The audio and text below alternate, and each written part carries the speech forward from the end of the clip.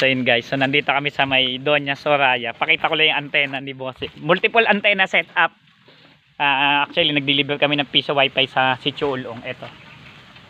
So yan is ito ay 314N wireless connections, bridge mode. So yan, so gaano siya kalayo doon sa pinag-bridgehan? So malayo-layo din. So more or less mga nasa ano to, 100 meters. So yan, Ito na naman isa cellphone. ay si Big Boss oh. Siyempre yung deal sa mga kliyente sa kanya na yun.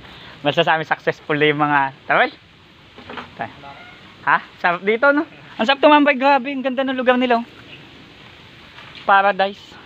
Laki kasi kami sa squatter. Ayan sarap. So dito, panalo. So yun, so sulit ay yung baba, may baby pala siya. So sulit na sulit yung wifi nila.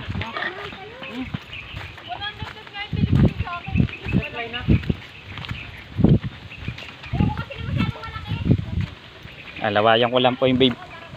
Baby. So yun, so malayo-layo din yung pinag-anuhan ng antena. Mga nasa 100 meters din naman po. So wireless siya. Kasi malabo ko naman siya ma-wire. Gawa ng wala naman pagpapatungan yung mga ano nito. Walang pagsasabitan. Gawa nakita niyo man guys, gubat and then kawayanan.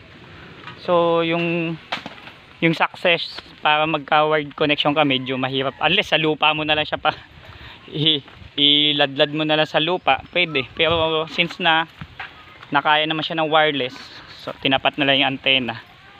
So yan. So nandito naman yung kanyang main antena. Pakita ko lang yung main antena niya.